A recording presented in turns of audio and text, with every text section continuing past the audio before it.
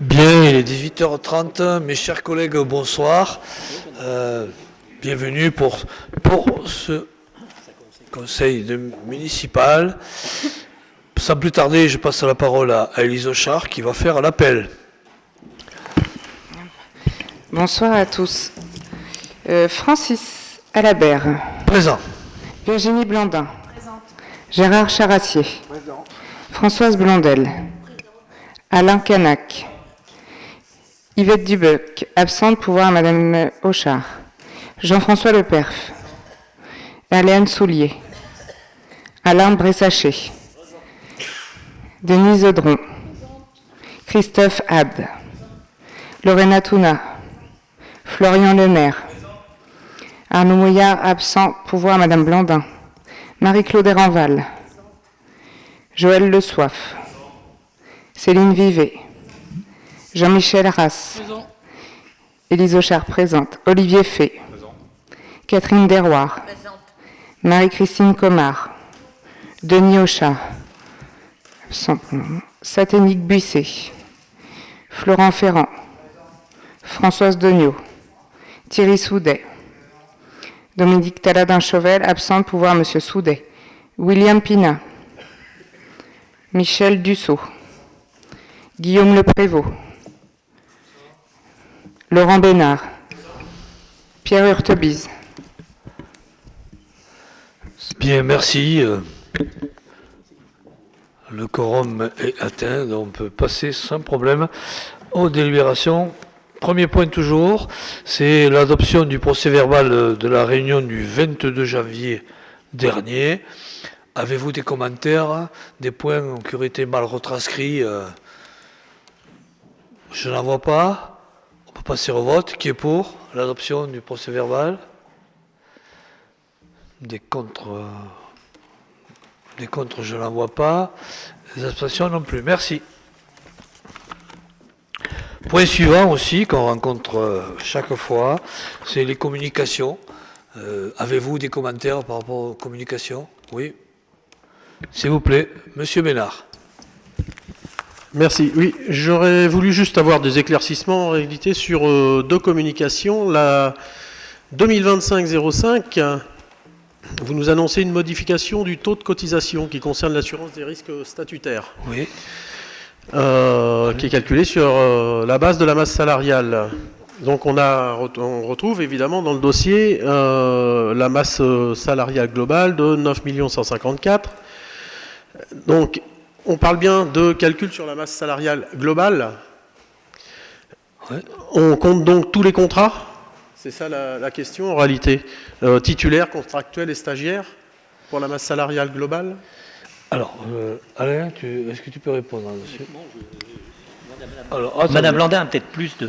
Je regarde le 5, je regarde. La 5. Les risques statutaires sont pour les fonctionnaires. Donc uniquement sur les titulaires. Le nouveau taux est de 7,34, mais de combien était l'ancien? Laquelle? C'est toujours sur la 0,5, on nous dit que le nouveau taux est de 7,34%. Oui, c'est ça, c'est Aster. Voilà. Moi, j'aurais aimé savoir quel était l'ancien taux de cotisation, et puis au bout du compte, ce qu'est le montant de cotisation global, pour voir quel delta, s'il était important, quel delta il y a entre l'ancienne cotisation et la nouvelle. C'est toujours intéressant de savoir de combien on baisse nos cotisations, parce que j'imagine que l'idée, c'est de les baisser. Alors, attendez, je regarde l'arrêté, ce qu'il dit. Par contre, est-ce que c'est peut-être une faute de frappe? J'en sais rien. Je vérifie quand même, puisque la question m'est posée. Le cabinet Aster a signifié il y a eu un appel d'offres le 8 janvier 25. À titre indicatif, le montant de la prime 24 au taux global s'est élevé à 272, qui au taux de 7% de la masse salariale, qui sera porté à un taux de 7,34. C'était de 7, c'est passé à 7,34. Pour ça, c'est une petite erreur d'écriture. 7%, c'est passé à 7,34. D'accord, donc C'est ce que je viens de dire. C'est donc une augmentation. Oui, C'est ça. pour savoir ce un que je petit viens de peu dire, de cette de quel montant on verra ça sur la masse salariale globale. ça. Ça devrait être assez facile à calculer. Si vous voulez le montant global, on était à 272 735 82, ça passe à 301 519. Oui, c'est ce qui n'est pas négligeable quand même. Hein, Ben là, 30 000 évidemment. euros d'augmentation, c'est quand Bien sûr. même Bien assez sûr. pénalisant. sûr. Moi, je vous remercie pour ces réponses. J'avais une deuxième communication sur laquelle j'aurais voulu avoir un éclaircissement, c'est la 37. Vous donnez mandat à un avocat pour la défense des intérêts de la commune. Il s'agit d'un recours en annulation pour un permis de construire. Est-ce que vous pouvez nous en dire plus sur cette affaire? Parce que, bon, je ne vois pas bien, il y a un numéro de permis de construire, bien sûr, mais je ne vois pas bien où ça se situe et quel est le motif du recours en annulation. Je passerai la parole à Virginie Blandet là-dessus, Merci. mais simplement pour vous dire qu'il y a un permis qui avait été accordé dans les règles statutaires et les règles d'urbanisme, et le pétitionnaire, enfin, c'est pas le pétitionnaire, c'est un des voisins qui dans le cadre de recours de tiers, conteste la délivrance de ce permis. Donc effectivement, c'est un passe du colonel Truppel. Voilà. Et il y a d'abord eu un recours amiable qui a été refusé vu que le permis était délivré conformément aux documents d'urbanisme. Ils ont saisi maintenant le tribunal administratif. Donc à partir du moment où le tribunal administratif est saisi, nous donnons mandat à un avocat pour défendre la collectivité. Oui, c'est une situation qu'on ne retrouve pas souvent, heureusement, mais lorsqu'on parle de recours de tiers, c'est après affichage du permis, quel qu'il soit, et tous les tiers ont droit, dans le mois, de faire appel auprès du tribunal administratif. Et là, évidemment, nous sommes appelés à la cause, dont il nous faut un défenseur. Très bien, je vous remercie pour ces réponses. Merci. Donc, moi je vais revenir sur les communications qui vont du numéro 2025-023 à numéro 2023-08. Alors c'est une remarque sur le fond et la forme. La forme, ça serait bien que quand on ait ce type de... 2023 2023, oui. Alors, en fait, il faut remonter très loin, hein, parce qu'en fait, ça commence à 2025, SAGE 21, et on en a toute une liste qui finit à marché 2023-08, lot numéro 7. Donc, juste la forme, ça serait bien que ça soit attaché avec un bien patrimonial. Parce que là, on ne sait pas de quoi on parle. C'est l'Église. La réponse est simple, c'est l'Église. Oui, voilà. C'est répété plusieurs fois d'ailleurs. Non, je n'ai pas vu le terme église. Si, c'est répété plusieurs fois. C'est les travaux qui sont, j'allais y répondre, puisque j'ai l'arrêté sous les yeux, c'est par rapport à l'église. Les travaux qui ont été faits de mise en sécurité et la partie accessibilité. Non, mais je vous dis bien, c'est la forme. Je n'ai pas vu église à chaque fois. Si le bien était attaché, ça serait bien de mentionner que c'est l'église, tout simplement. Ah oui, non, mais ça, oui, d'accord. La réponse, c'est l'église. Voilà. Qu'à l'avenir, on puisse à chaque fois bien mentionner quel est le bien qu'a fait. Et d'ailleurs, sur plusieurs communications, on va y retrouver souvent les travaux à l'église. Bon, après, on voit bien que c'est temporel, parce qu'on voit bien qu'il y a une date de fin au 31 oui, 03 2025. Et c'est surtout pour acter l'ensemble des travaux qu'on a réussi à négocier avec l'Église et l'architecte des bâtiments de France pour limiter certains travaux qui, à notre sens, dénaturaient l'intérieur de l'église qui est un bâtiment patrimonial. Et donc, on a eu de grosses discussions avec l'architecte des bâtiments de France qui nous permettent en fait d'enlever un certain nombre de travaux qui ne nous semblaient pas pertinents et qui font l'objet d'un certain nombre d'avenants, comme vous pouvez le voir dans les décisions. Sur le fond, je n'ai pas de doute, c'est la forme. Pensez aux futures personnes qui feront des archives, qui justement défricheront les archives dans quelques décennies, et on n'a pas ça du mal. Hein. Là, c'est le résumé de l'arrêté, mais l'arrêté, il existe. Hein. Oui. Il est là. Alors après, c'est sur autre chose, c'est des avenants. C'est des avenants pour le chantier des services techniques. Oui. Alors, je pense qu'au niveau du service financier, vous avez dû avoir le tournis. Hein, parce qu'il y a quand même une multitude d'avenants qui sont mentionnés ici. Il y en a quand même... Les avenants, on en a régulièrement. Hein. Il y en a en plus-value ou en moins-value d'ailleurs. Oui. Ou des avenants de prolongation de délai. Oui, voilà, c'est ça. Il y en a eu beaucoup aussi. Oui, mais là, il y en a eu particulièrement beaucoup. C'est la vie de tous les jours, chère madame. C'est un chantier, en plus, je rappelle, c'est un chantier qui a été initié il y a quelques années, qu'on poursuit évidemment en fonction des contraintes budgétaires des uns et des autres. Et effectivement, nous avons eu aussi des discussions quelquefois avec certaines entreprises, puisqu'il a fallu arriver à des négociations, puisqu'on était quelquefois sur des situations très dures, des situations bloquées. Et évidemment, ça fait l'objet chaque fois d'avenants qui sont dus à l'évolution d'un chantier de cette envergure-là. Bon, mais en effet, c'est des chantiers d'envergure. Donc, est-ce qu'à un moment donné, on peut se poser la question du montant total? Bien sûr. Alors, pour ça, on est un peu curieux quand on est dans certaines activités. Et j'étais un peu curieuse parce que j'ai été regarder un peu les APCP, autorisation de programme, crédit de paiement. Oui. Et puis, je me suis dit, ce serait quand même bien qu'on ait un bilan par rapport aux services techniques, puisqu'en fait, le premier APCP date de 2008. Oui. Et là, on a quand même bientôt fini. Enfin, on peut présumer qu'on a bientôt fini, heureusement, d'accord.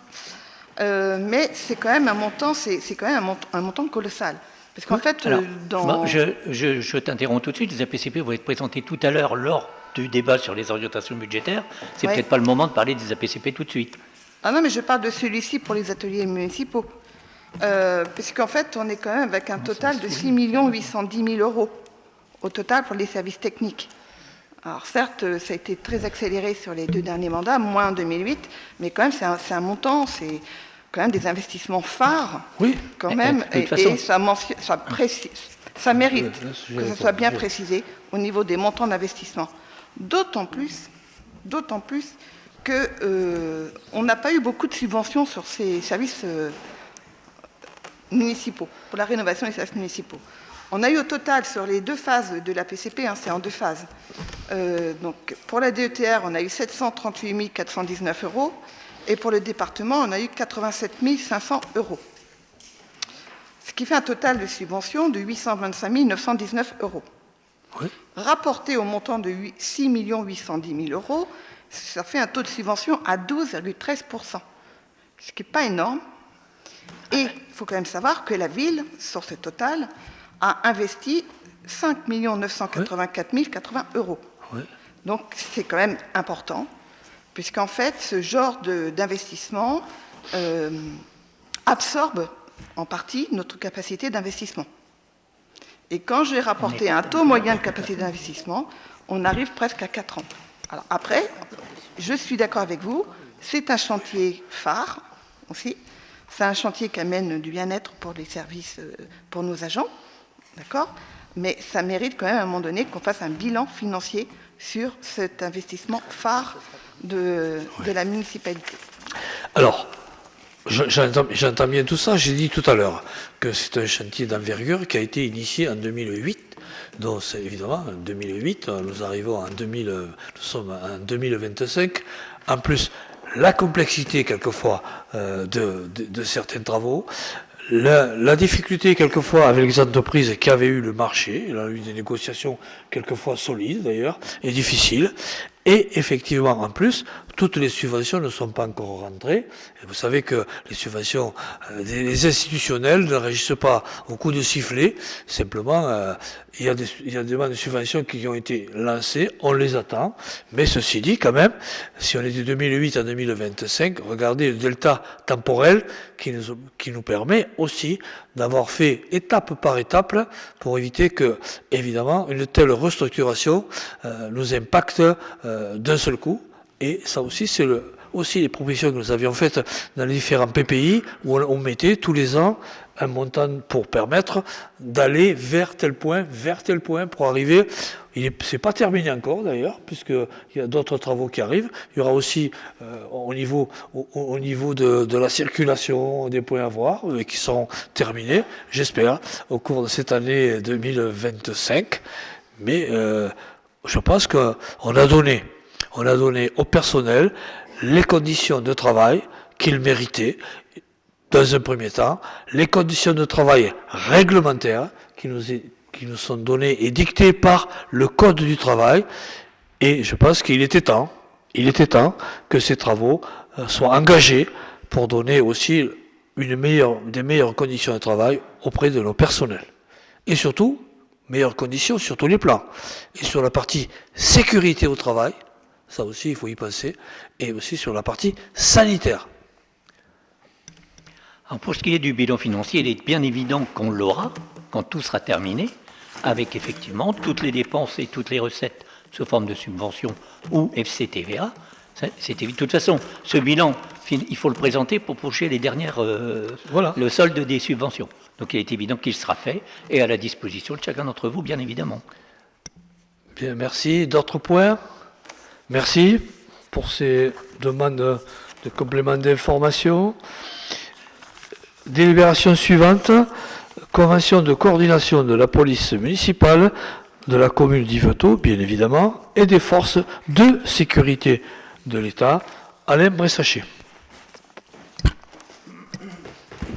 Oui, petit problème technique. Bien, bonjour. Voilà, il s'agit de renouveler la convention entre les forces de sécurité intérieure, donc la gendarmerie, et la police municipale. Ce sont des conventions qui sont conclues pour une durée de 3 ans. La dernière datant de février 2022, et il nous appartient là de la reconduire.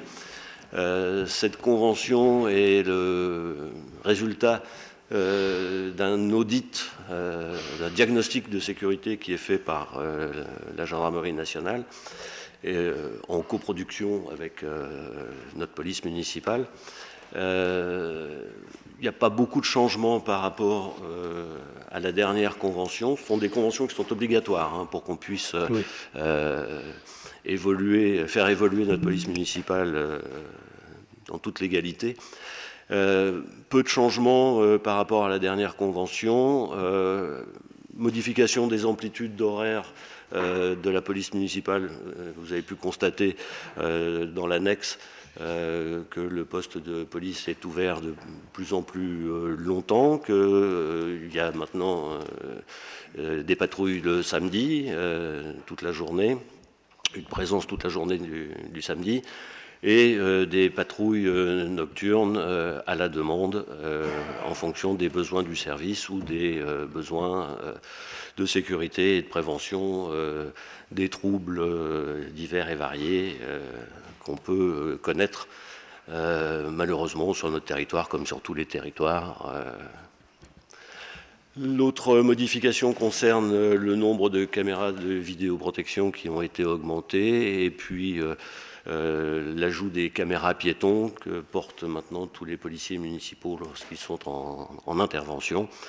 Il est rappelé aussi dans l'annexe les procédures entre la police municipale et la gendarmerie et puis tout ce qui est appelé la coopération renforcée entre donc la police et la gendarmerie. Cette convention va être envoyée très rapidement à Monsieur le Préfet et Monsieur le Procureur de la République, le groupement de gendarmerie n'ayant pas fait de remarques concernant cette délibération de convention. Est-ce que vous avez des questions? Non, pas de questions. Donc, si vous permettez, donc, émettre un avis favorable à cette convention et puis autoriser Monsieur le maire à la signer et à en faire part aux forces de sécurité intérieure afin que nous puissions continuer à travailler valablement pour la tranquillité publique et la sécurité. Qui est pour? Pas d'abstention, pas de vote contre. Je vous remercie. Merci. Au-delà de cette convention, on ne peut que se féliciter de cette collaboration qui est efficace entre notre police municipale et la gendarmerie. D'ailleurs, je pense que la gendarmerie aussi se félicite de cette belle collaboration.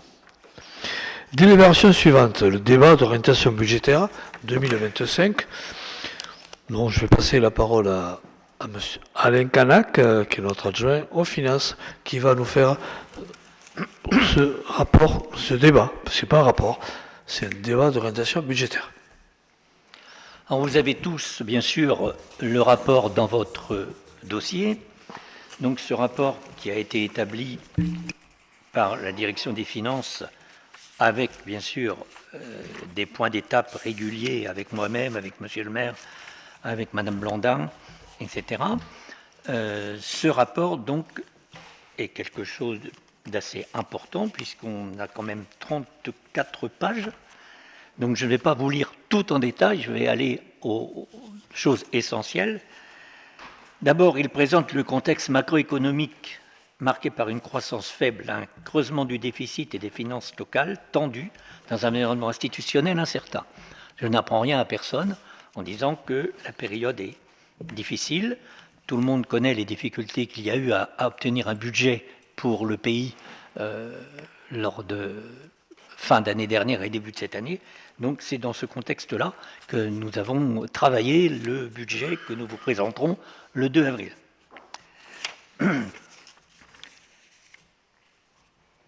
Donc le contexte économique du bloc communal, c'est en page 5, a été marqué par une forte dynamique des dépenses et des recettes de fonctionnement des collectivités du bloc communal. Grâce au dynamisme des recettes, en particulier fiscales, l'épargne brute de l'ensemble des communes et EPCI a augmenté en 2023 de 5,4% par rapport à 2022. Cependant, en 2024, la situation financière de ces mêmes collectivités risque de se tendre. Se sont tendues. Les dépenses de fonctionnement ont continué à augmenter à un rythme soutenu, mais le dynamisme des recettes, lui, faiblit avec une évolution à peine supérieure à 3%. Donc vous voyez que dans le contexte économique du bloc communal, pas nous simplement, il y a un tassement au niveau des recettes et plutôt une augmentation un peu plus importante. Donc si les augmentations sont plus importantes que les recettes, c'est un petit peu gênant, et ça c'est pour le bloc communal dans l'ensemble de la France. Donc là, on va passer, ce qui nous intéresse nous directement, la situation financière de la ville, avec les résultats prévisionnels de l'année 2024 et les perspectives pour 2025. Nous arrivons, si on regarde le tableau, à établir un budget, à vous présenter un budget en baisse de 1,1%.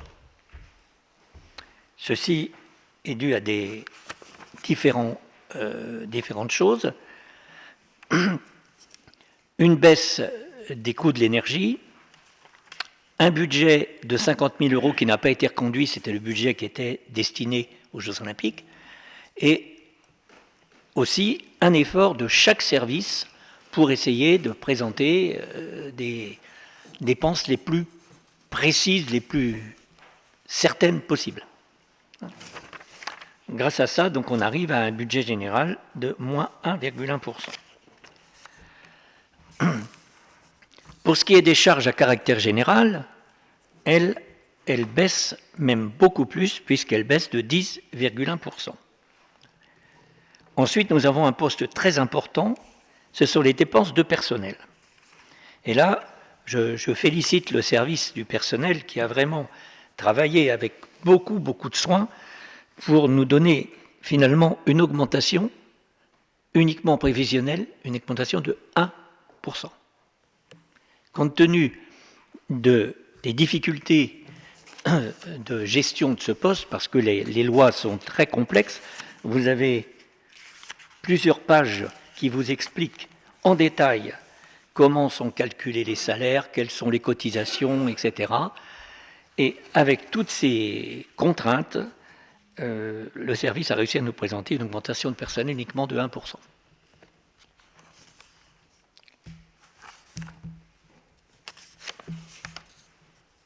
Je ne vous lis pas tout ce qui est en rapport au personnel, c'est très long, hein, mais vous l'avez bien sûr sous les yeux. Pour ce qui est ensuite des autres charges de gestion courante, là, on a plutôt une petite augmentation de 4,4%. Et là, vous avez tout le détail de ces pages 21 que représente ce chapitre. Tout est indiqué ici, donc les indemnités versées aux élus, les contributions aux organismes extérieurs, alors le service d'incendie entre autres, qui augmente chaque année, les avantages sociaux du personnel comprenant la cotisation au Comité national d'action sociale, Les autres contributions obligatoires, École Saint-Michel, qui nous coûte cher, frais de siège de la MJC, participation à votre scolarité des élèves IFTOTais accueillis dans des écoles non IFTOTaises. Vous avez toutes ces dépenses-là. Les droits d'utilisation des logiciels informatiques, vous voyez, 52 770 €. C'est généralement en hausse régulière aussi, ce genre de dépenses.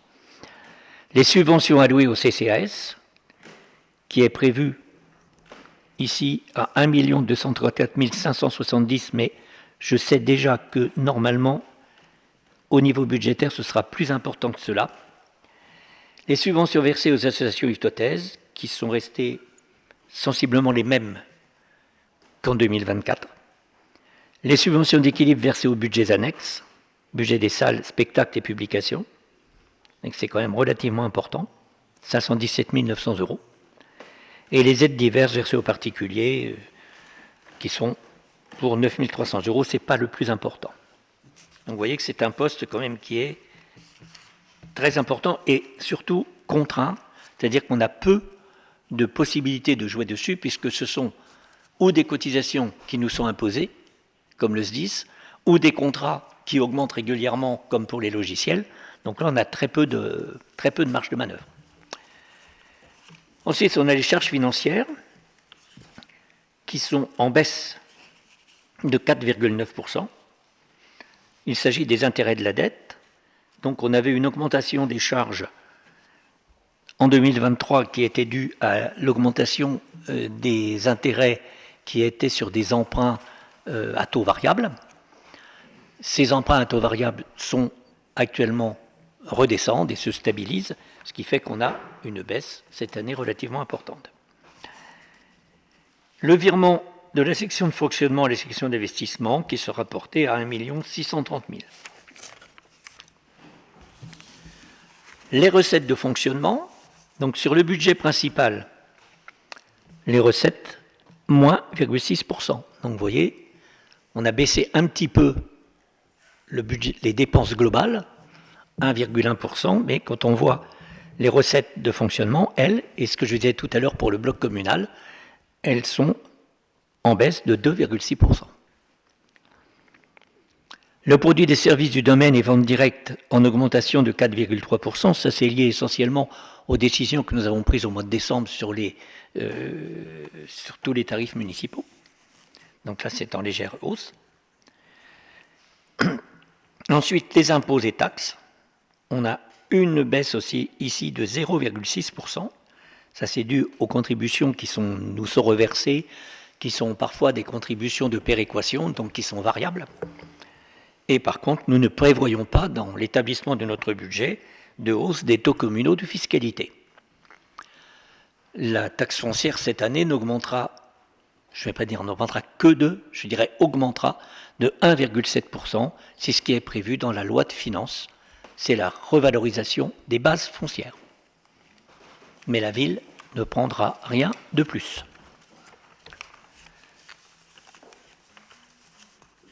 Ensuite, on a toutes les attributions de compensation, ce que je disais tout à l'heure, qui s'élèveront à 1 770 445,56. L'attribution de compensation de la CCAY, puisque nous avons transféré le point d'accès au droit, donc bien sûr l'attribution de compensation diminue d'autant.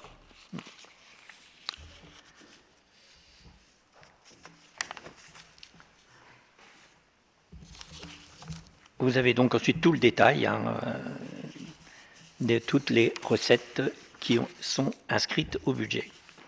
La dotation forfaitaire de la dotation globale de fonctionnement que l'on prévoit en légère hausse puisqu'il y a une légère augmentation de population, donc ce qui fait un montant de 15 984 € supplémentaires par rapport à l'an dernier.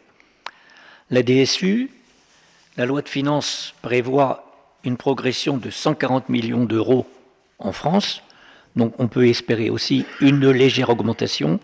Pour l'instant, nous n'avons prévu que 20 000 € supplémentaires, parce que c'est le domaine dans un domaine où il faut être extrêmement prudent, le temps qu'on n'a pas les notifications exactes, qui souvent arrivent après le vote du budget.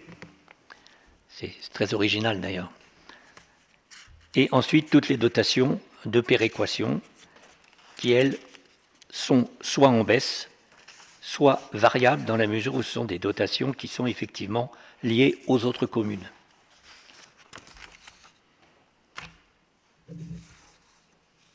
Ensuite, une chose importante, l'investissement du budget principal.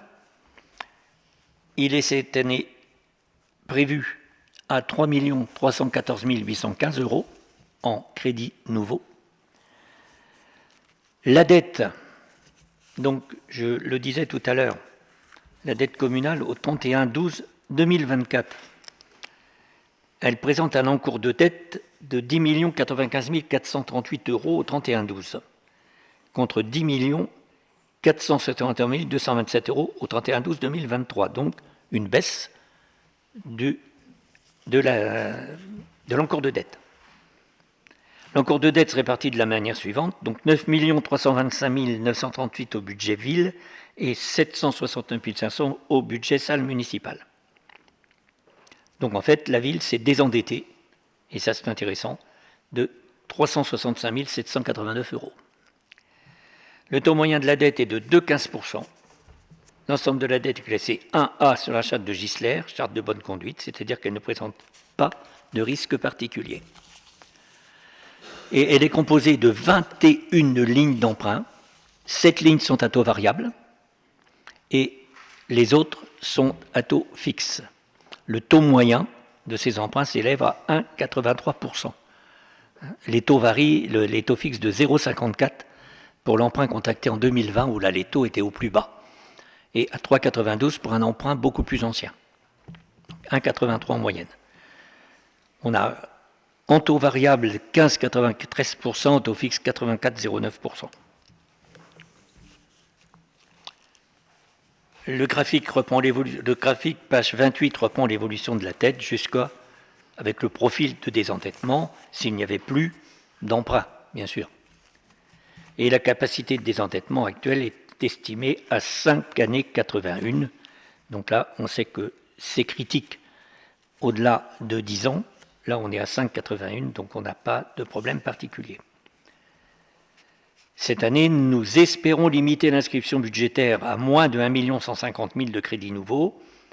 Chaque année, on prévoit suffisamment pour équilibrer le budget. Généralement, on emprunte moins que ce que l'on a inscrit. On peut espérer que ce sera la même chose cette année. Et le montant prévu du remboursement en capital de la dette est estimé à 1 89 117. C'est cette somme-là qu'il faut viser pour emprunter. Il faudrait, si possible, emprunter moins que ce que l'on a remboursé. Donc, on fera le nécessaire pour que ça se passe comme ça. Ensuite, vous avez bien sûr le budget prévisionnel. Donc, lui, le résultat de l'exercice 2024 est estimé à 1 595 678,72 €. Ça, c'est le résultat de 2024. Il n'est peut-être pas encore totalement terminé, mais je pense que oui maintenant. Mais c'est ce qui sera prêt. Vous savez qu'on vote toujours le budget en anticipation avant le compte administratif. En ajoutant le report 2023 qui s'élève à 1 822 471, l'excédent culminé de fonctionnement se situe à 3 348 693,51 €. En 2023, l'excédent de fonctionnement d'exercice était de 1 337 423 pour un résultat cumulé de 3 122 423. Donc une partie de l'excédent de fonctionnement sera affectée en investissement pour 1,5 million et le reste, 1 848 000, un peu plus, sera bien sûr repris en fonctionnement. Et en investissement, nous avons le résultat de l'exercice 2024 s'élève à moins 698 756,29 €. En ajoutant le déficit reporté de l'année 2023, qui était de 312 097,69 €, le résultat cumulé s'élève à moins 1 070 853. Les restes réalisés d'investissement s'élèvent à 1 145 503 en dépenses et 920 678 en recettes. C'est ce que l'on verra plus en détail, bien sûr, dans le vote du budget. Compétences de la communauté de communes, je ne vais pas revenir dessus, vous connaissez tous ça. Et nous passons donc au budget annexe, donc budget des salles municipales, qui est le deuxième budget annexe, le budget annexe le plus important. où on a aussi essayé de faire un effort puisqu'on présente un budget avec moins de 2% par rapport au budget précédent. Il est à 633 122. Les recettes de fonctionnement sont évaluées à 607 000, avec essentiellement une participation de la ville pour équilibrer le budget. C'est toujours le principe sur les budgets annexes.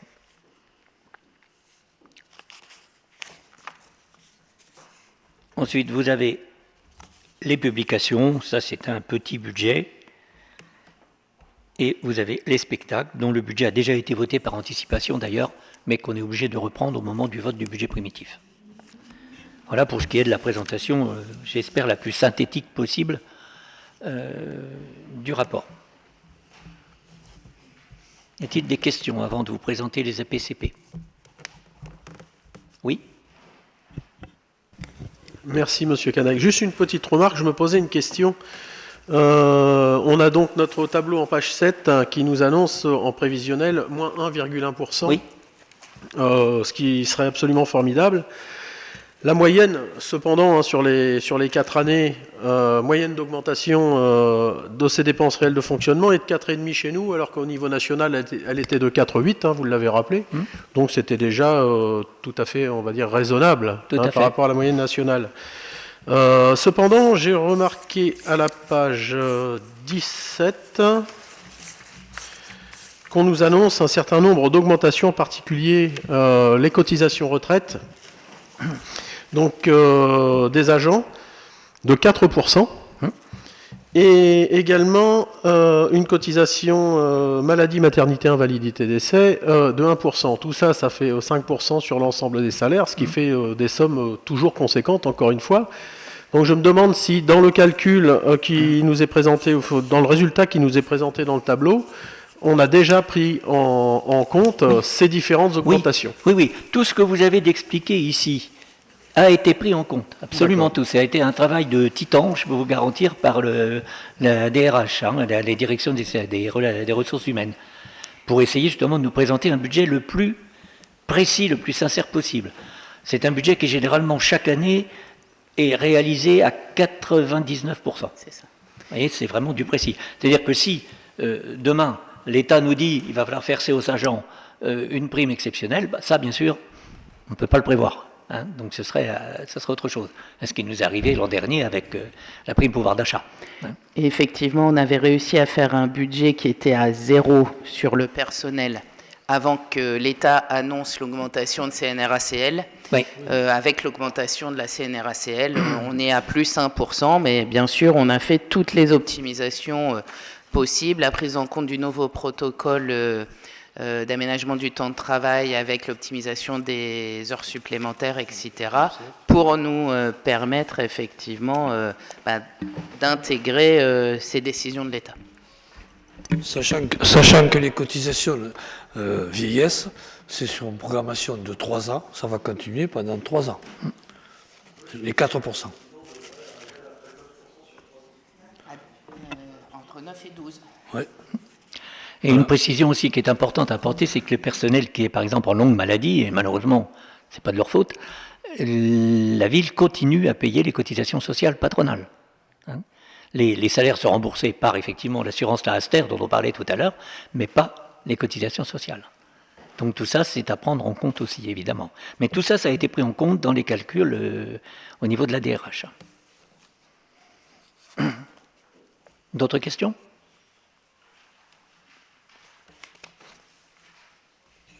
Non ? Alors je vous présente donc... Je ne me souviens plus.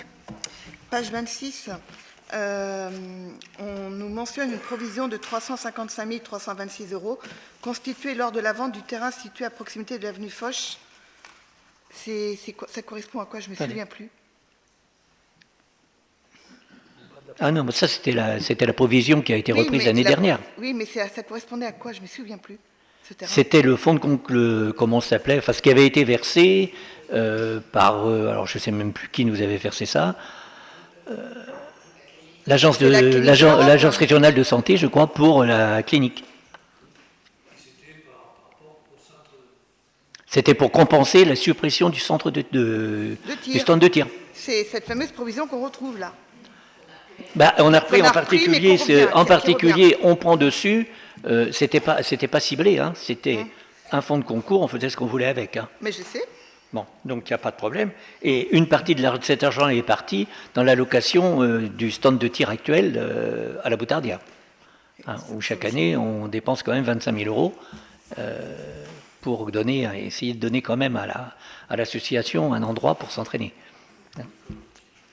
Donc à cette vitesse-là, ça sera vite parti. Hein.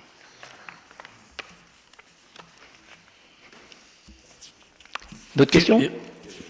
Il n'y a pas d'autres points?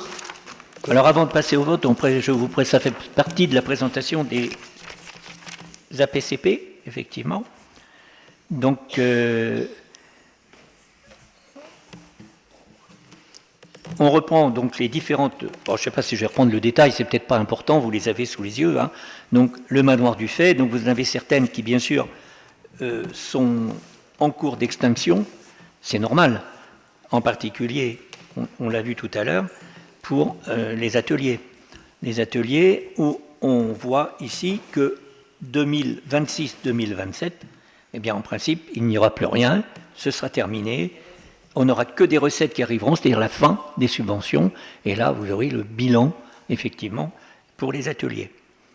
Le bassin de la Plaine, bon, cette année, après, ce sera aussi terminé, bien sûr, encore quelques reliquats de recettes l'année prochaine.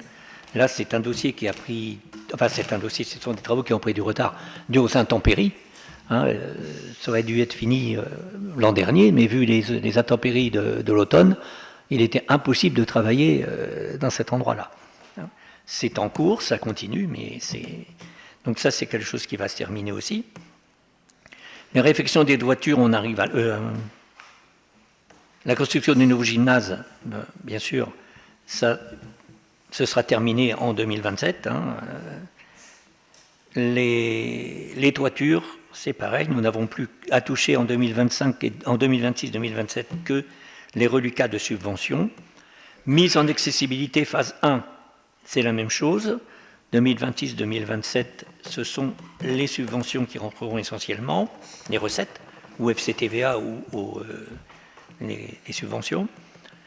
Phase 2 qui va commencer cette année, donc dont nous avons maintenant les marchés, qui sont des marchés finalement intéressants parce que moins élevés que ce qui était prévu à la base, donc on sera peut-être amené à modifier un petit peu les coûts de base, ce que j'espère. Le skatepark, c'est quelque chose qui va être terminé.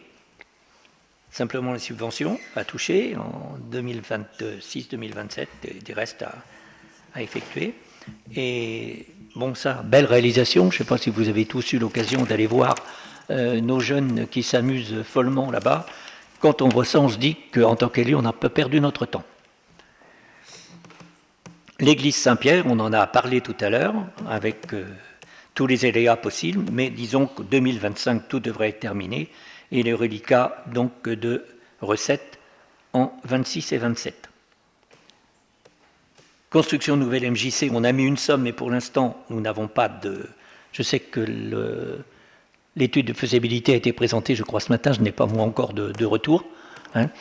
Donc on en parlera. Là, on avait mis une somme, ça sera sûrement, bien sûr, tout ça à modifier. Hein. C'est dans l'état actuel du projet.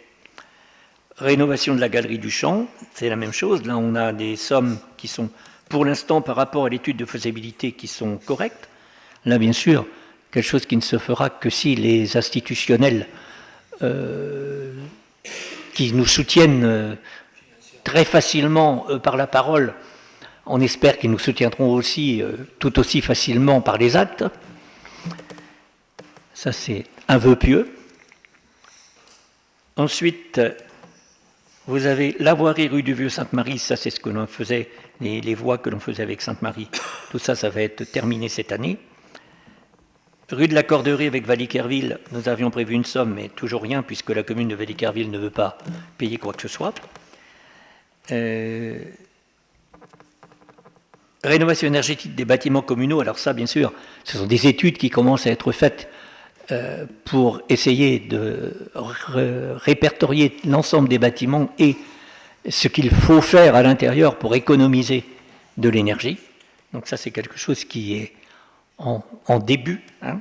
C'est une APCP qui ensuite va... pas APCP, pardon.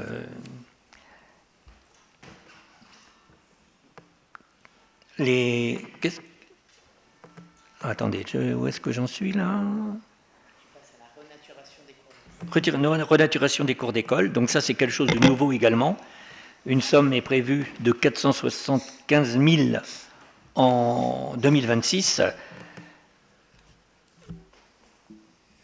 Les études commençant cette année, puisque c'est quelque chose qu'il ne faut pas faire à la légère et que tout le monde soit bien sur le même...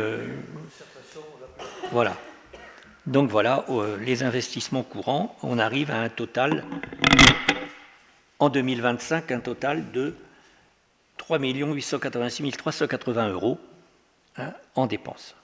Il reste 2,3 millions pour 2026 et 1,5 million pour 2029. Et au budget des salles municipales, nous avons l'accessibilité qui se termine aussi également, qui est aussi terminée d'ailleurs. Hein. Il n'y aura qu'un reliquat de recettes en 2026. Et actuellement, la sécurisation des loges, hein, qui est prévue pour une dépense de 107 622, avec normalement 97 000 réglés en 2025.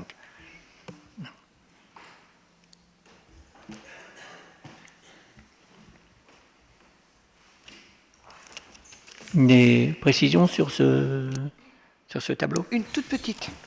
Un petit regret, c'est tout. Par rapport à ce qu'on a promis à la population pour le manoir du Fay avec la replantation des arbres.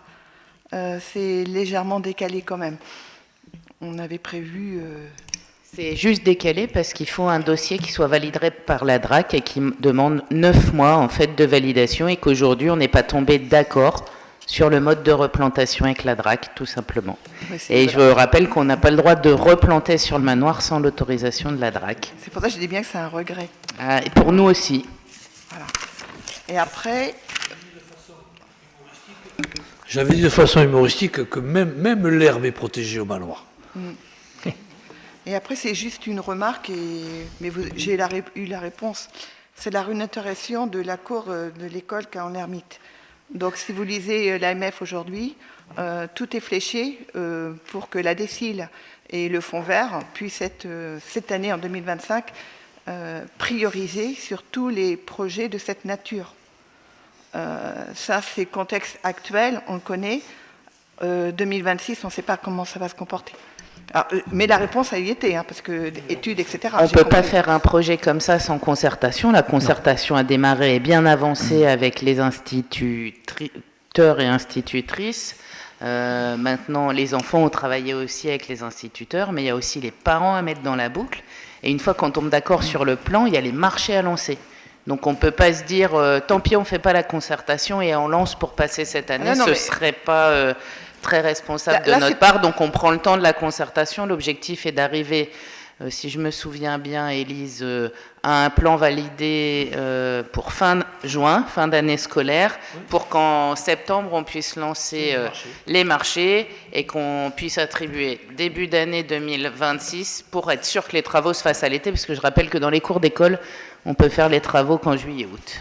Donc le temps du gouvernement n'est pas le temps des collectivités territoriales.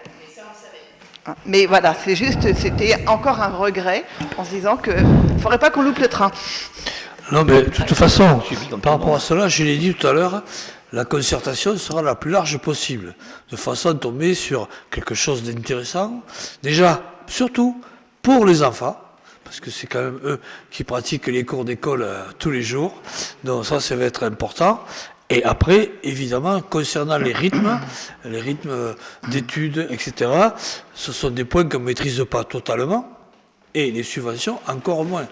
Pensez bien qu'avec ce qui se passe, avec un budget qui a été voté avec un 49.3, avec derrière d'autres points, l'actualité internationale qui vient d'arriver depuis 48 heures, tout ça nous amène beaucoup de points d'interrogation. Y a-t-il encore des questions? Donc nous allons passer au vote. Donc, le débat d'orientation, donc on doit effectivement présenter un rapport et débattre sur ce rapport, ce que nous venons de faire, je vous en remercie, et voter le rapport. Donc qui est pour? Qui s'abstient? Qui est contre? Alors, abstention, M. Bénard, M. Soudet et M. Dussault. Et pouvoir de Mme Talana. Je vous remercie. Bien, merci. Délibération suivante, c'est un point important. Hein. Tous les ans, à la même période, c'est un point très important, ce débat d'orientation budgétaire. Et je remercie aussi tous les services qui ont contribué d'abord, non simplement à l'écriture des textes, mais surtout à la machine qui est en place pour gérer la ville dans les meilleures conditions possibles. Délibération suivante, commission d'appel d'offres, marché public, commission de délégation de services publics, modification du champ d'action de la commission des concessions, délégation de services publics. Alain Canac. Alors c'est un petit peu complexe parce qu'en fait c'est du pur juridisme. La commission d'appel d'offres existe bien, hein, elle est constituée chez nous. Lorsqu'il y a des marchés publics, on la réunit. Et là, nous allons avoir le marché du mobilier urbain qui va arriver. Et pour ça, il faut finalement intégrer cette délégation, parce que ça n'est pas, c'est un système, ça n'est pas un marché public. Le mobilier urbain n'est pas un service public. Donc c'est une délégation. Et pour ça, il faut étendre les pouvoirs de la Commission à cette forme juridique de délégation de concession de service. Voilà. C'est une concession de service. Ce n'est pas un service public, c'est une concession de service. Il faut étendre les pouvoirs de la CAO à la concession de service. Voilà, c'est tout. Elle ne change pas, c'est la même composition, les mêmes présidences, mais simplement, il faut lui ajouter cette compétence. Voilà. Ben c'est de l'exercice juridique, certes, oui, pur et dur. Mais elle est obligatoire. Voilà. Des questions? On passe au vote. Qui est pour? Qui s'abstient? Qui est contre? Je vous remercie. Délibération suivante, merci. Fourrière automobile, reprise en régie, fixation des tarifs. Alain Canac. Oui, alors la fourrière automobile, on avait d'abord fait cette fourrière en délégation de service public. Or, dans une délégation de service public, le délégataire doit avoir un risque. Or, dans le cas présent de la fourrière, le délégataire n'avait aucun risque. Donc on ne peut plus appeler ça une délégation de service public. Auquel nous avons décidé donc de reprendre directement en régie publique. Bien sûr, on lancera un appel pour savoir qui souhaite faire la fourrière automobile, mais on réglera directement, voilà, comme on le faisait déjà maintenant de toute façon. Hein. Mais on ne peut plus, ce n'est plus une délégation de service public. Simplement, on prendra quelqu'un en régie. Mais ça ne changera rien, pour la ville. Hein. Non, ça ne change rien. Des questions? C'est un processus différent. Oui. Qui est pour? Qui est contre? Qui s'abstient? Je vous remercie à l'unanimité.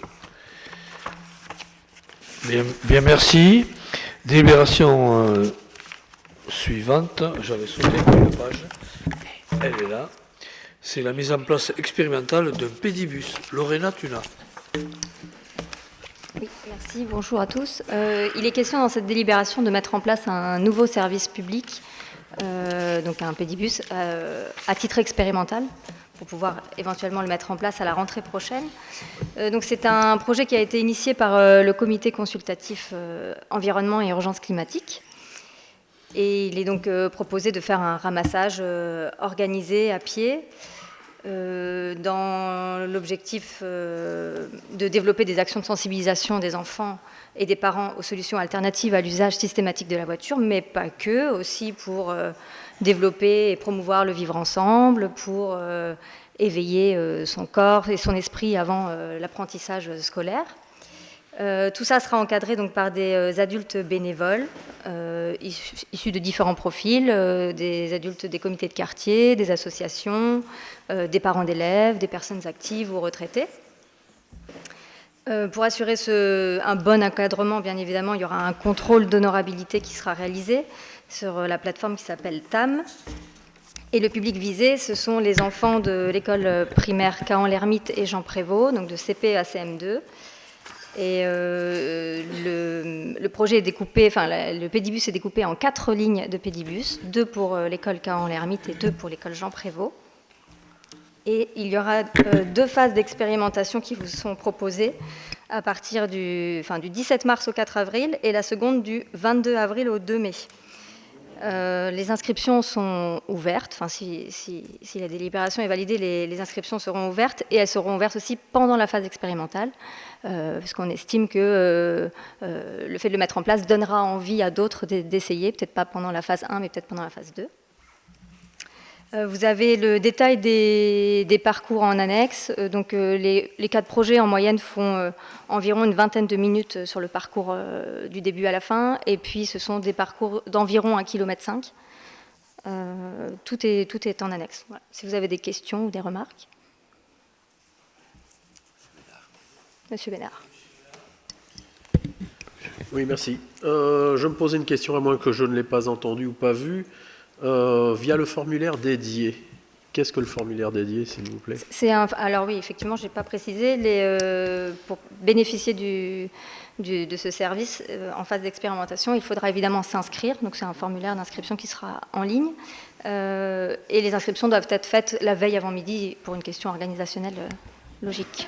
Alors pour la période d'essai, est-ce qu'on ne pourrait pas imaginer plutôt développer une distribution devant les écoles pour proposer aux gens, parce que informatiquement, c'est pas toujours simple pour tout le monde. Effectivement, on peut doubler cette proposition. Après, la communication est faite par sur tous les supports de la ville, mais notamment au sein des écoles sur l'application Schoolnet, et puis sur les différents réseaux. Et on utilise aussi le portail famille où l'ensemble des informations et des inscriptions pour les écoles est déjà fait en fait. Après, libre effectivement peut-être aux directrices ou à nous de proposer d'imprimer ça dans les cahiers scolaires. Tout à fait. Donc s'il n'y a pas d'autres remarques, si vous êtes d'accord, on autorise la mise en place à titre expérimental de ce pédibus pour les 2 périodes. Évidemment, le service est gratuit, je ne l'ai pas précisé. Et d'autoriser Monsieur le maire à prendre toute décision qui serait la suite de la conséquence de la présente délibération. Qui est pour? À l'unanimité, je vous remercie. Bien, merci. Délibération suivante. C'est cession à la ville des parcelles cadastrées. Je vous fais grâce de la liste. C'est simplement pour le lotissement, le parc des Ormes, puisqu'il y a eu, je pense, une régularisation en matière de parcelles. Virginie Blandin. Donc effectivement, ça vous rappellera fortement la délibération numéro 8 qu'on a pris au Conseil du 18 décembre. Il y a une erreur matérielle dans les numéros de parcelles, donc il faut annuler la délibération.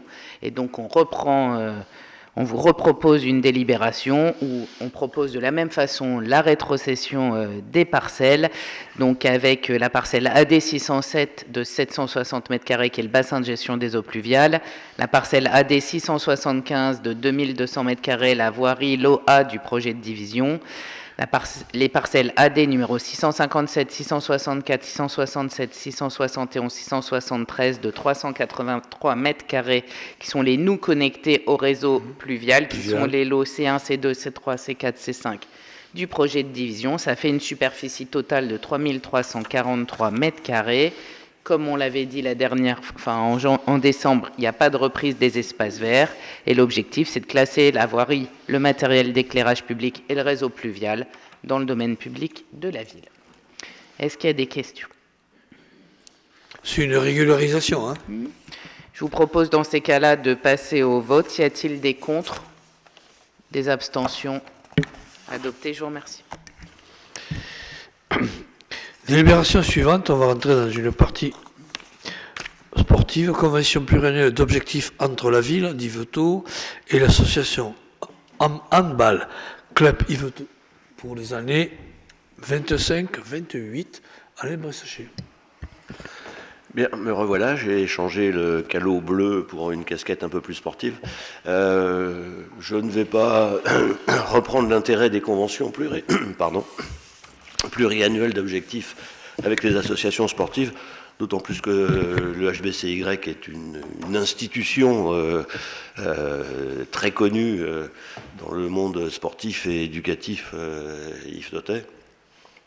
Juste à remarquer que le montant de la subvention qui est proposé est de 11 000 €, que les mises à disposition en termes d'équipements, de locaux, de salles d'entretien, j'en parlais avec ma collègue tout à l'heure, se montent à 35 000 €, ce qui nous permet d'avoir une vision un peu plus précise de ce que coûte l'activité handballistique. Préciser aussi que le club s'est énormément investi dans la féminisation de ses effectifs, mais pas seulement, puisqu'il a été à l'initiative de mettre à disposition dans les gymnases des boîtes pour la distribution de protection périodique pour les jeunes filles de tous les sports, et du collège et des lycées. Initiative que nous allons soutenir par ailleurs. Donc voilà, c'est un club qui se lance aussi dans une vision beaucoup plus sociétale de l'activité sportive, et donc ne peut que l'encourager sur ces 3 prochaines années à continuer et à se développer dans l'harmonie et l'équilibre sportif et sociétal. Est-ce que vous avez des questions à propos de cette convention pluriannuelle qui donc va courir de mars 2022 jusqu'en novembre 2025 jusqu'à 2028, novembre 2028. Pas de questions. Donc on va procéder au vote. Qui est pour? Parce que c'est sportif. Je ne vois ni contre ni abstention. Je vous remercie. Merci. Délibération suivante, un peu du même acabit. Convention pluriannuelle d'objectifs entre la ville d'Yvetot et l'association club cyclotouristes d'Yvetot. Même calendrier. Non, pas le même calendrier. À 27, c'est vrai. Pas le même calendrier, justement. Pour le club, le CCY, pour parler en acronyme, c'est une première convention pluriannuelle d'objectifs. Pour l'autre, c'était un renouvellement. Donc c'est une première convention d'objectifs. Le club étant un peu moins habitué à ce genre de négociation et de projection dans l'avenir, il a souhaité écrire son projet, puisque ce sont les clubs qui écrivent leur projet, c'est pas nous. Ils ont souhaité écrire leur projet sur 2 ans pour permettre d'évaluer de façon moins contraignante leur évolution. Le CCY, donc 2 activités, le cyclisme amateur sur route et puis le VTT. Vous les voyez souvent sortir le samedi, parfois rouler un peu sur les trottoirs, mais bon, on veille régulièrement à ce que les VTTistes se comportent de façon citoyenne sur nos routes. L'avantage de cette association qui nous est proposée, c'est de faire participer, et là ça va plaire à mes collègues Denise et Lorena, de favoriser la pratique du vélo, de la favoriser, de l'encadrer et d'avoir toute une série d'actions, et en particulier auprès des jeunes, autour du vélo, de la sécurité et des déplacements doux en vélo. Le montant de la subvention était fixé à 4 000 € et les mises à disposition à 3 200 €, puisque on leur prête un garage pour remiser leur matériel à l'espace Claudien André-Deshaies et une salle de réunion. Voilà, ce sont des associations qui sont de toute façon historiques, hein, qui existent depuis très longtemps et qui se renouvellent de façon assez facile et avec des dirigeants et des bénévoles toujours très motivés. Est-ce que vous avez des questions par rapport à cette convention d'objectifs? Nous allons passer au vote. Est-ce que vous autorisez donc, monsieur le maire, donc Florian aussi, j'ai oublié Florian tout à l'heure, qui est très à cheval sur le vélo, puisque lui-même se déplace régulièrement. Donc est-ce que vous autorisez, monsieur le maire, à verser la subvention de 4 000 € et à signer la convention d'objectifs jusqu'en 2027 seulement? Y a-t-il des abstentions? Des contre? Voté à l'unanimité. Je vous remercie. Bien, merci pour ce contre-pied de dernière minute, de dernière seconde.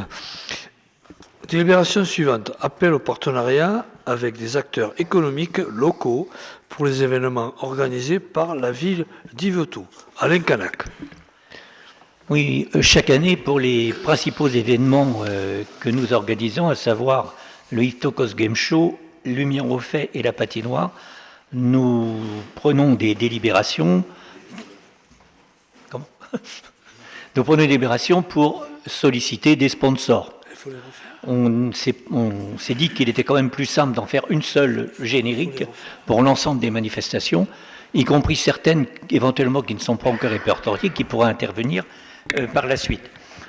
Donc, il est possible d'acter donc par décision des partenariats matériels pour l'ensemble des événements organisés sur la commune. En revanche, pour les événements bénéficiant de partenariats financiers, il convient de détailler les options suivantes. Donc là, effectivement, dans ces délibérations, vous avez sur les 3 événements différentes options en fonction des sommes qui sont versées, qui seront versées pour l'événement. Et bien sûr, la ville va avoir face à ça des obligations. Par exemple, dans l'option 1 du Yvetot Coast Game Show, c'est mettre pour 500 € présence du loto du partenaire sur les affiches diffusées par la ville, quand même la moindre des choses, sur ce réseau de communication pour mobilier urbain Yvetot. Bon, option 2, c'est la même option 1 plus identification et communication de la ville sur les réseaux sociaux, parce que là, la subvention est de 700.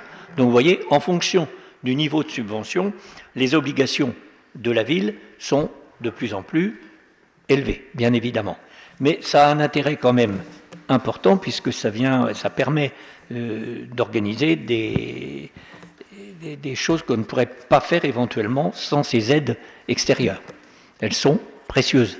On l'a vu l'an dernier pour le passage de la flamme, entre autres, et quelques aides extérieures que nous avons eues de cette manière-là ont permis de faire plus que ce que l'on aurait fait avec les simples 50 000 € qu'on avait donnés.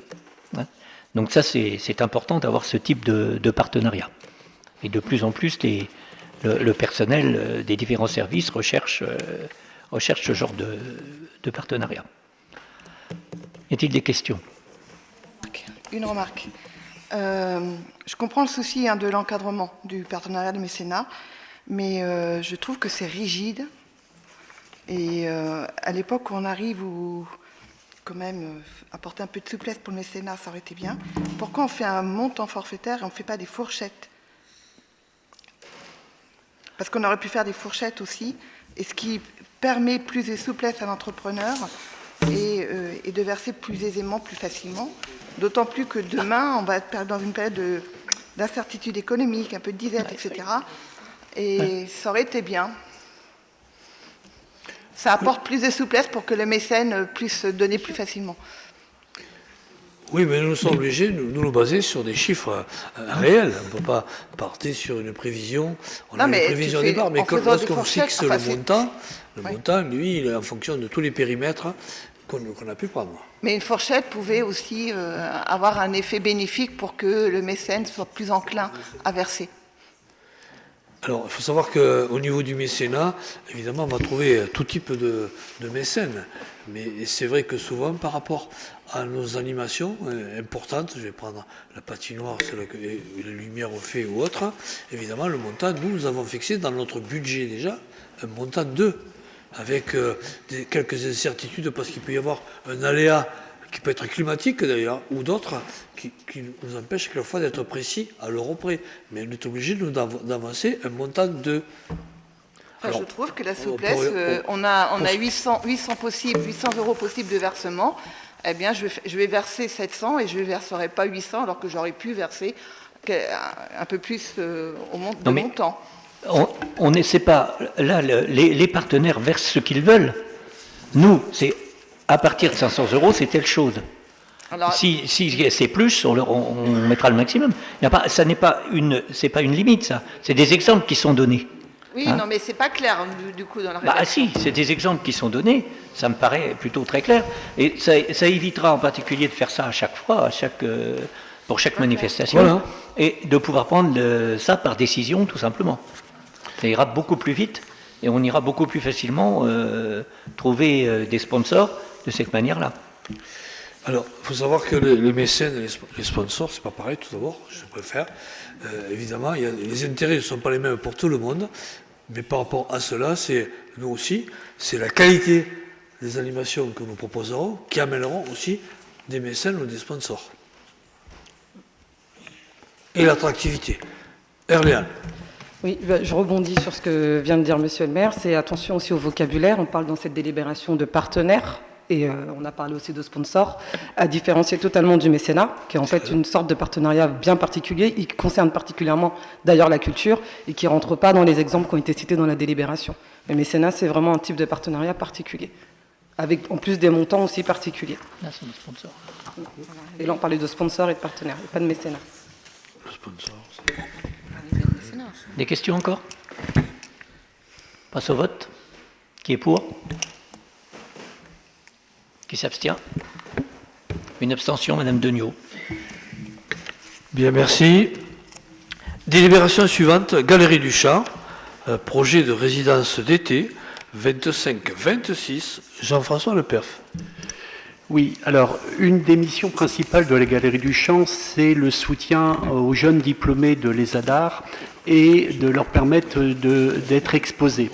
Depuis plusieurs années, les ADAR du Havre et de Rouen, en collaboration avec la Galerie du Champ, la Cité internationale des arts, le Palais de Tokyo, proposent ce type de résidence d'été et permet à un jeune diplômé d'être d'abord sélectionné par un jury et de pouvoir aussi être en résidence pendant un certain temps à la Cité internationale des arts et au Palais de Tokyo, et après d'être exposé dans le cadre à la Galerie du Champ.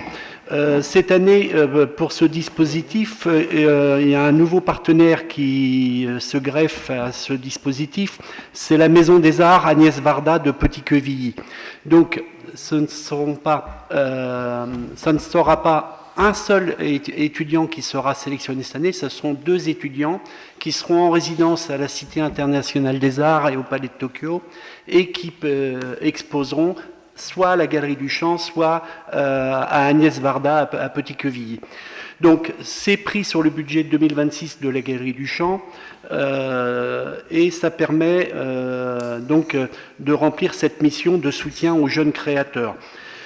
Pour rémunérer l'artiste, il est prévu un budget de 1 200 € brut TTC et aussi pour couvrir les frais occasionnés pour cette expo, c'est 1 200 € pris sur le budget de la galerie. Est-ce que vous avez des questions? Oui, une remarque. Quand tu dis... le micro.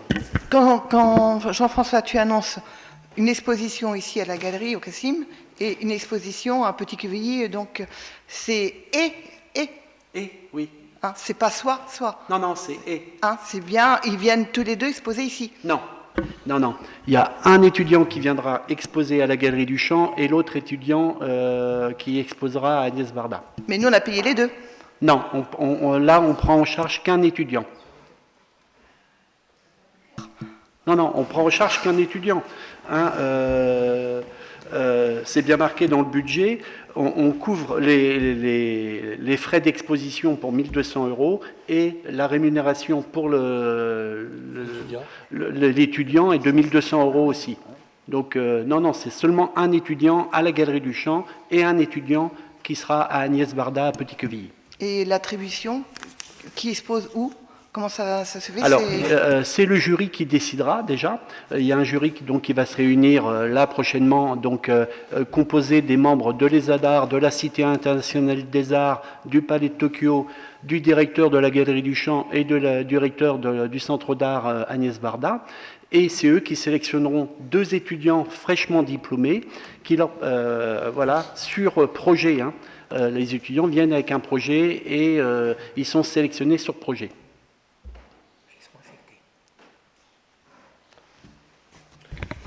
D'autres questions? Non. Nous allons passer au vote. Qui est pour?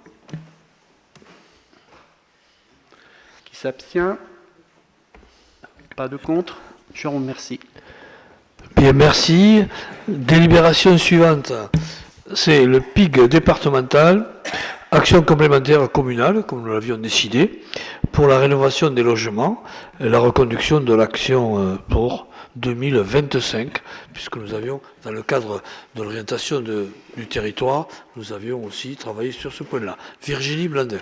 Effectivement, dans le cadre du programme Petite Ville de demain et de l'opération de revitalisation du territoire, la ville d'Yvetot avait souhaité renforcer localement les actions qui sont menées par le département et la communauté de communes au travers du PIG, et donc d'abonder en fait les dossiers de rénovation énergétique pour les propriétaires occupants du zonage Petite Ville de demain et de l'ORT et les copropriétés. Donc ce qu'on vous propose, c'est de reconduire l'action en 2025 et d'apporter un maximum de 1 000 € par projet avec un maximum de 10 projets par an, et pour les copropriétés, 2 dossiers avec 5 000 € maximum. Ça fait un budget global de 20 000 € et donc de poursuivre pour que certains dossiers aboutissent, parce qu'on se rend compte que ces aides en abondement permettent d'aboutir avec l'ensemble des aides, la Comcom et la ville, de faire aboutir certains dossiers qui n'aboutiraient pas sans ces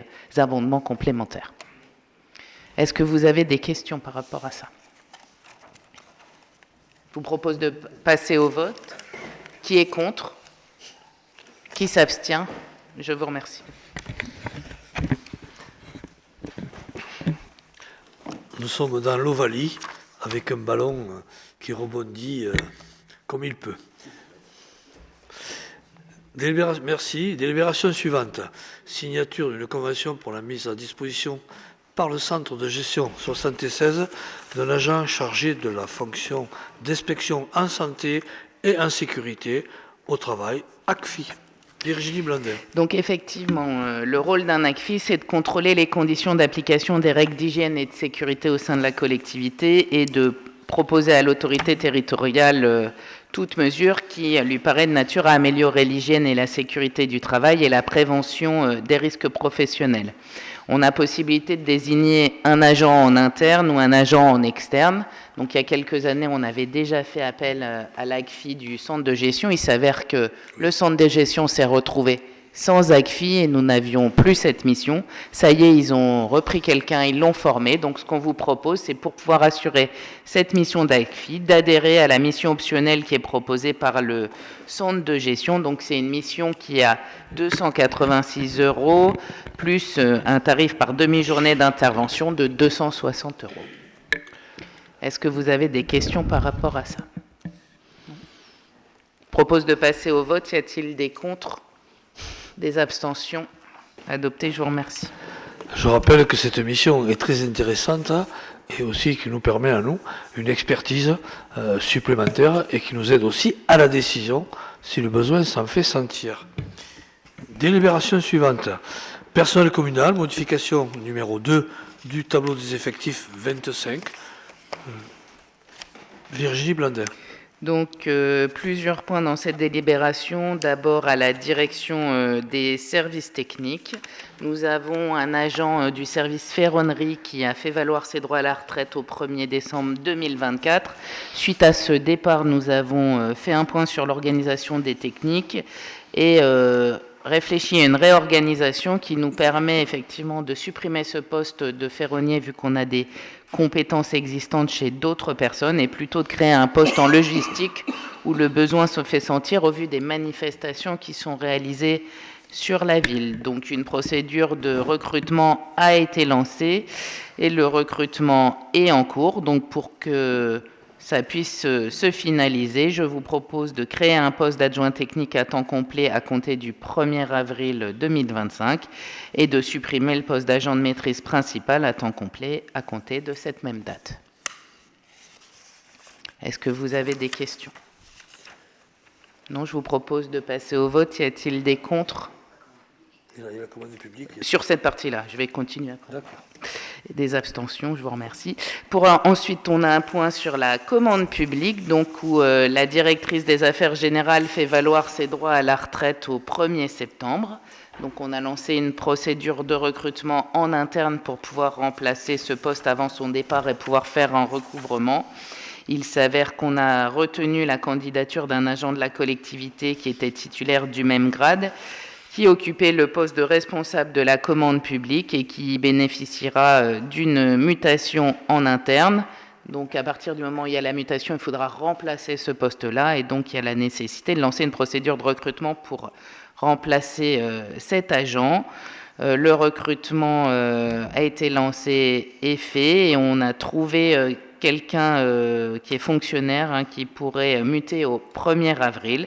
Et donc, on vous propose de créer un poste de rédacteur principal première classe à temps complet à compter du 1er avril et de supprimer le poste de la directrice des affaires générales qu'au 1er septembre, qui est sa date de départ en retraite. Et le dernier point sur cette délibération, c'est à la direction des systèmes d'information et de la transition numérique. On a le contrat de notre actuel administrateur système et réseau titulaire d'un grade de technicien qui arrive à échéance. Donc c'était un contrat de 3 ans qui se termine au 31 mars 2025. Après réflexion dans la direction, il a été décidé de modifier la fiche de poste pour être en corrélation avec la réalité du terrain et que les deux agents qui effectuent en fait le même travail aient la même fiche de poste. Donc on a besoin de recruter un poste de catégorie C et pas de catégorie B. Donc on vous propose la création d'un poste d'adjoint technique catégorie C à temps complet à compter du 1er avril et la suppression d'un poste de technicien territorial catégorie B à temps complet à partir de la même date. Est-ce que vous avez des questions sur ces points-là? Je propose de passer au vote. Y a-t-il des contre? Des abstentions? Adopté, je vous remercie. Merci. Délibération suivante, toujours dans le personnel communal. Modification numéro 3 du tableau des effectifs 25, avancement de grade et changement de grade. C'est suite aussi tous les ans, suite aux promotions, au déroulé des carrières, etc. des agents de la collectivité. Virginie Blandin. Effectivement, sur les avancements de grade, il y a des nominations qui peuvent être prononcées selon 2 modalités. La première, c'est par appréciation de la valeur professionnelle des agents et des acquis de l'expérience professionnelle selon les lignes directrices de gestion qu'on a votées, ou par voie d'examen professionnel. Donc on vous propose une liste de modifications, donc je ne vais pas tous vous les lister, vous les avez dans la délibération, des modifications au 1er juillet et au 1er octobre. Donc on vous propose 21 modifications. Il faut savoir qu'il y avait 43 agents qui étaient éligibles et qu'on vous propose cette application pour 21 des agents.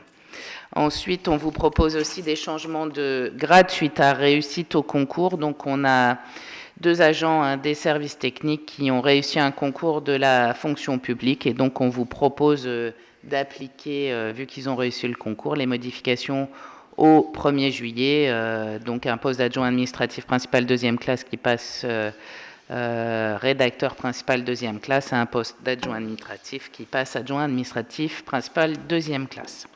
Et enfin, un 3e vecteur d'avancement qui est la promotion interne dérogatoire pour les personnes en situation de handicap. Donc ça, c'est une petite nouveauté. On a des modalités dérogatoires qui ont été mises en place d'accès par voie de détachement à un cadre d'emploi de niveau supérieur ou de catégorie supérieure institué en faveur des fonctionnaires bénéficiant de l'obligation d'emploi des travailleurs handicapés. Donc c'est une nouvelle voie de progression de carrière et c'est un mécanisme expérimental applicable jusqu'au 31/12/2026. On a un agent adjoint technique principal de première classe qui peut bénéficier de ces nouvelles dispositions et le poste sur lequel il est affecté permet l'accès à un grade supérieur de catégorie B et il justifie la durée de service public exigée pour y accéder. Donc cette procédure est un peu particulière, je vous l'explique. Donc on doit transmettre un dossier de candidature à une commission de sélection qui va évaluer son aptitude professionnelle à exercer les missions, ses acquis de l'expérience professionnelle et sa motivation.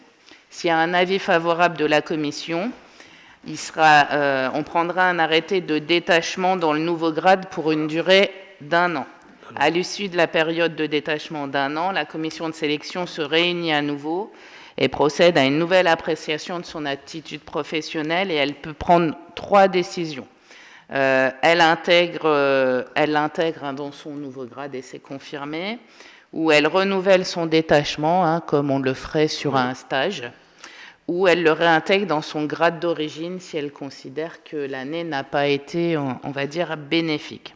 Donc ce qu'on vous propose, vu qu'il peut bénéficier de ce dispositif, c'est de créer au 1er juillet 2025 un poste de technicien territorial à temps complet, mais nous devons maintenir son poste d'adjoint technique principal première classe à temps complet pendant toute la durée de son détachement, parce que si malheureusement ça ne se passait pas bien, il faut qu'il puisse revenir dans son poste initial.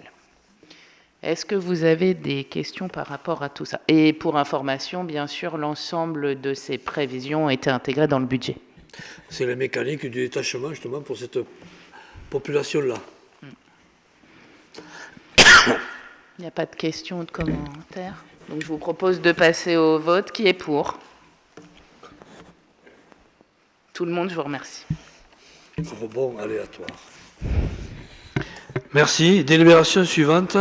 Ça aussi, tous les ans, c'est présenté. C'est la création d'emplois non permanents suite à un accroissement saisonnier d'activité au service des espaces verts pour la période printemps, été et plus, puisque ça nous permet aussi de pallier aux personnes qui partent en congé, etc., et qui nous donnent un renfort intéressant. Virginie Blander. Effectivement, l'objectif, c'est de recruter plusieurs agents pour le service environnement espace vert sur la période de fleurissement de la ville et pendant la période estivale. Donc on vous propose la création à compter du 1er avril de 6 emplois non permanents sur le grade d'adjoint technique territorial à une durée de 35e pour une durée maximale de 6 mois. Donc s'il n'y a pas besoin d'aller aux 6 mois, on ne fera pas les 6 mois, mais c'est une durée maximale de 6 mois. Donc c'est les conditions, je dirais, habituelles. L'objectif étant de fleurir la ville et de poursuivre l'activité qui est intense sur cette période-là, sur la période de vacances aussi de nos agents. Est-ce que vous avez des questions par rapport à ça? Je vous propose de passer au vote. Y a-t-il des contre, des abstentions? Je vous remercie. Merci. Toujours dans la délibération suivante, toujours au niveau du personnel. Remboursement de frais de formation dans le cas d'une mutation d'un policier municipal. Autorisation de signature de la convention financière de remboursement du coût de formation. Donc effectivement, on a une obligation pour les policiers municipaux d'accomplir une période de formation initiale pendant l'année de stage et des formations au maniement des armes qui sont à la charge de la collectivité. Il s'avère que si un agent quitte la collectivité et mute dans une période de moins de 3 ans, la collectivité d'accueil peut ou doit, selon les situations, rembourser les frais de formation. Donc on a recruté un gardien brigadier par voie de mutation de la ville de Duclair le 18 mars 2024. Donc la ville de Duclair nous réclame la somme de 11 774,37 € pour ces frais de formation. Nous avons tenté des négociations, mais qui à ce jour n'ont pas abouti sur la proportion de prise en charge. Mais qui ont été relancés. Mais qui ont été relancés. Donc, voilà. Donc, on va vous proposer d'approuver la convention pour nous permettre de rembourser les frais de formation de cet agent. Marc, oui. C'est juste, c'est quand même dommage qu'on n'ait pas vu cette Si, on l'a vu.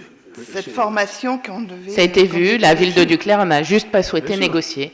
Parce qu'on a proposé un pourcentage, vu qu'il a passé un certain temps à la ville de Duclair. Après, il y a un refus à ce jour net du maire de Duclair de prendre une part à sa charge. Mais les négociations ont été relancées. Voilà. Alors, je ne sais pas si ça aboutira. Simplement, par rapport à ça, c'est un passage obligé. Évidemment que c'est des points qu'on voit, surtout lorsqu'on recrute un policier municipal, puisque c'est surtout dans ce cadre-là. Et malheureusement, après, c'est la collectivité de départ qui en fixe les règles, à savoir elle veut ou elle ne veut pas, quoi, c'est tout. Ça. Bon, c'est dommage. Voilà, c'est dommage. J'espère que ça va aboutir, mais bon. C'est dommage, mais quand on trouve la perle rare qui s'intègre à l'équipe, il y a des fois... c'est important de bien choisir parce que sur le marché, les policiers municipaux compétents ne sont pas forcément pléthores. Et donc, je pense qu'Alain ou Patrice Avy pourraient nous dire qu'on est assez satisfait du recrutement. Il s'avère que la loi peut permettre à la ville de départ de nous faire financer sa formation. C'est de bonne guerre. Oui, alors moi je confirme qu'on est très satisfait du recrutement, mais je précise aussi que de toute façon, il pourrait aussi nous advenir de payer des frais de formation nous-mêmes, si nous recrutions un policier municipal. Donc ce qu'on a fait pour d'autres. Donc la demande de la ville de Duclair est peut-être pas très courtoise, mais elle est logique. Ils veulent pas partager au prorata, ça c'est une chose. Maintenant, moi je préfère quand même que les policiers municipaux soient très bien formés et qu'ils soient compétents, et on continue nous aussi à les former tout au long de leur exercice. Donc payer des frais de formation pour des agents de police municipale, ça me paraît, bon, même si le procédé n'est pas très courtois, ça me paraît pas inconvenant. Puis c'est réglementaire en plus. Hein. Oui, et c'est réglementaire.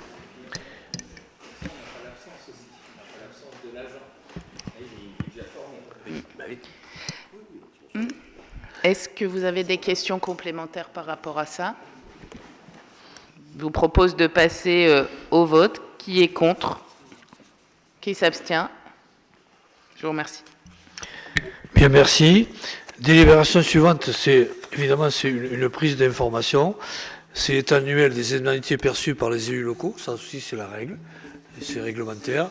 Donc, évidemment, vous avez un tableau qui reprend les indemnités qui sont versées aux élus locaux, dans le cadre, évidemment, du Code des collectivités territoriales, en fonction des pourcentages, en fonction des missions, des pourcentages, et qui correspondent, évidemment. Ça, c'est que ce sont des, et à juste titre d'ailleurs, qui sont très précises et surtout qui sont très vérifiées. Donc, on est sur le tableau qu'on vous présente tous les ans, puisqu'on vous doit la transparence sur les indemnités des élus. Simplement une prise d'acte, hein. Il n'y a pas de vote, il n'y a pas de rien, simplement une information. Très bien, pas de remarques. Délibération suivante.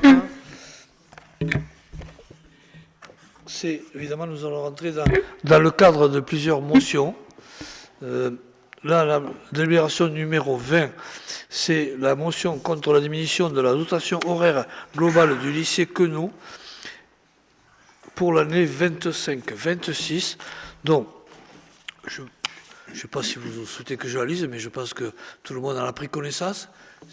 Justement, il était, je pense, logique et de notre devoir d'engager cette motion, notamment parce qu'il y va. Il y va aussi de la partie pédagogique, il y va aussi de la partie confort des enfants et des familles.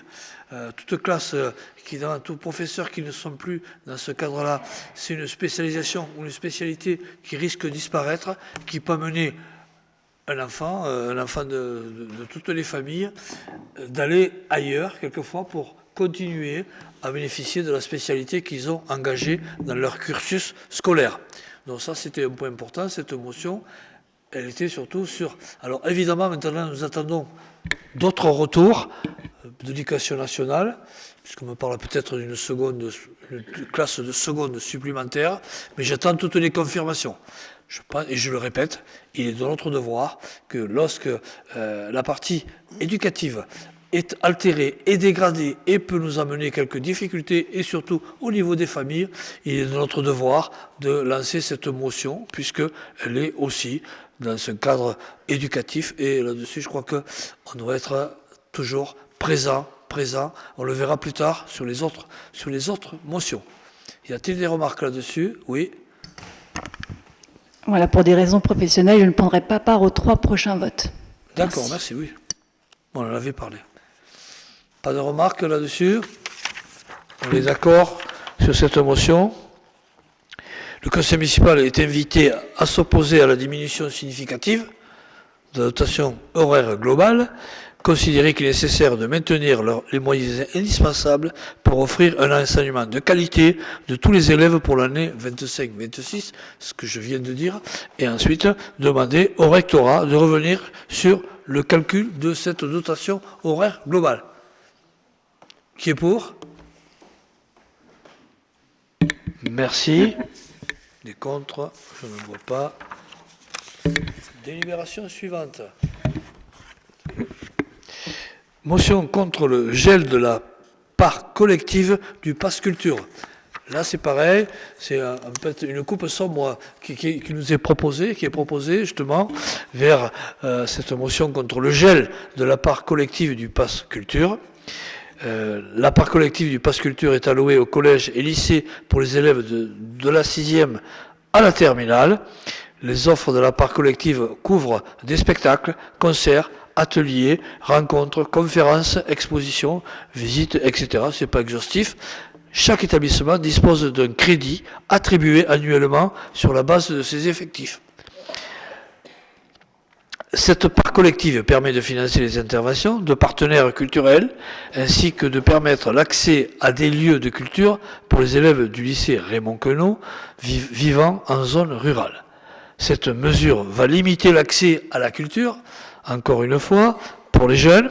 Le gel du pass culture met également en danger certains acteurs locaux, associations, structures culturelles qui se mobilisent sur des projets culturels et se trouvent soudainement privés de financement. C'est ça toutes les conséquences en fait. L'État avait annoncé une dotation de 31 400 € au lycée Raymond Queneau pour l'année scolaire 24-25 et revient sur son engagement. De ce fait, ce sont 4 projets qui, bien que déjà engagés, devront être interrompus. Ils auraient profité à 250 élèves. Le conseil municipal est donc invité à s'opposer du gel de la part collective du pass culture, considérer qu'il est nécessaire de maintenir les moyens nécessaires pour permettre l'accès à la culture à tous les collégiens et lycéens pour l'année 25-26, demander au ministère de l'Éducation nationale de respecter l'engagement pris lors de l'octroi de la subvention de 31 400 €. C'est bon pour tout le monde? Qui est pour? Merci pour cette belle unanimité. Délibération suivante. Et c'est aussi une motion, mais là c'est une autre étape, contre la fermeture d'un poste d'enseignant à l'école primaire Camp l'Hermite Cottard. Vous savez que c'est le pôle éducatif Cottard et Camp l'Hermite. Donc par rapport à cela, les parents d'élèves, le conseil municipal ne comprennent pas ce projet et se sont mobilisés. Monsieur le maire a transmis un courrier de protestation à madame la directrice académique À ce jour, les effectifs annoncés resteront stables sur cette école avec des effectifs de 93 élèves en maternelle pour 5 classes et 182 en élémentaire pour 8 classes. Et je rappelle aussi, qu'il convient de prendre en considération les enfants accueillis dans l'unité d'enfants autistes, l'unité maternelle, l'UEMA, qui sont une solution, sont en inclusion, dans des classes maternelles. Ça aussi, je rappelle que sur ce plan, nous avions, suite à la demande de l'Éducation nationale et relayée par le CCS d'Yvetot, nous avons souhaité, évidemment, intégrer cette partie de maternelle pour les enfants touchés par l'autisme, qui est souvent une difficulté pour les parents de trouver des structures d'accueil. Et je crois que sur ce dossier-là, nous avons été volontaristes, ce qui me semblait tout à fait naturel. Donc par rapport à ça, évidemment, ce poste d'enseignant qui pourrait déboucher sur une fermeture de classe, dont nous sommes intervenus avec les parents d'élèves et les enseignants hier matin. De plus, nous avons rencontré en délégation l'inspectrice de l'académie qui est ici présente sur le secteur. Elle a entendu nos revendications, elle a entendu nos arguments. Je maintiens cette motion parce qu'à mon avis, c'est un point important. Cependant, quelques informations positives sont arrivées en fin d'après-midi, mais j'attends maintenant le résultat de la commission départementale d'éducation nationale qui aura lieu demain. Mais on a des ondes positives sur ce dossier. Alors, je ne préfère pas l'affirmer tant que je n'ai pas la confirmation, mais il semblerait, alors je mets le conditionnel, vous le décrirez, il semblerait que nous allons vers une solution qui sera satisfaisante pour nous et qui, justement, tiendra compte un peu de nos arguments et nos différentes interventions. Mais par principe, je pense que tant que la décision n'est pas prise officiellement, nous souhaitons maintenir la motion. Pas de remarques particulières? Qui est pour? Je vous remercie. L'ordre du jour est épuisé. Nous, pas encore, mais simplement l'ordre du jour est épuisé. Je vous souhaite une bonne fin de soirée. Pour les aficionados de football, il y a un match de Coupe de Champions League ce soir, à 21h. Donc vous aurez largement le temps de rentrer dans vos foyers. Merci beaucoup, bonne soirée.